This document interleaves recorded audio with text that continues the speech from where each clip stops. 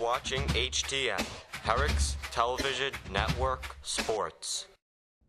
Hello Herricks, it's a good day, it's finally Battle Friday, and it's time for this week's Herricks Highlander Sports Update. I'm Alex Brosky, and let's get right into it with the boys lacrosse team. Last Saturday, the boys played at Locust Valley, and despite scoring 6 goals in the fourth, they could not complete the comeback. The final score was 12-11. It got a lot better on Wednesday against Jericho. Fueled by Braden Haas's 9 goals, the Highlanders took down the Jayhawks. Tomorrow, the boys will play Long Island Lutheran in a non-league game. The girls didn't have any games this week. Last Saturday, they lost against Wheatley 14-9. Tonight, the girls will head to Great Neck South, and next week, they have a couple games, including a 9 a.m. home game against Island Trees on Tuesday. The girls' flag football team have found themselves in a bit of a rut.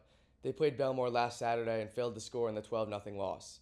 They weren't able to bounce back on Wednesday against Valley Stream, and they played an undefeated Plainview squad on Thursday. The girls are off next week, so hopefully they can have some productive practices and be ready to go against Syosset when we get back.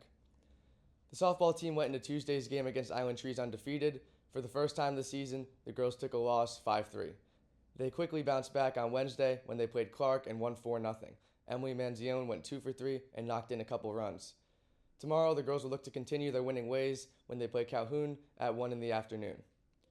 The baseball team played at Carl Place on Tuesday. It was looking bad for the first few innings, down 5-0, but they clawed their way back late multiple times and stunned the Frogs, ultimately winning 13-9.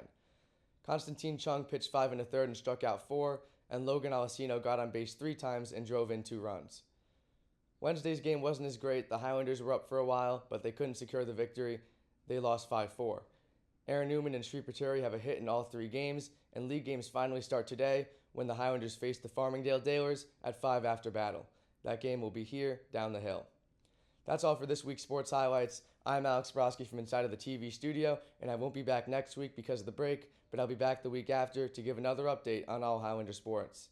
Good luck to all teams and athletes with games and practices in the next week, and I hope to see you all at Battle of the Classes at noon in the gym.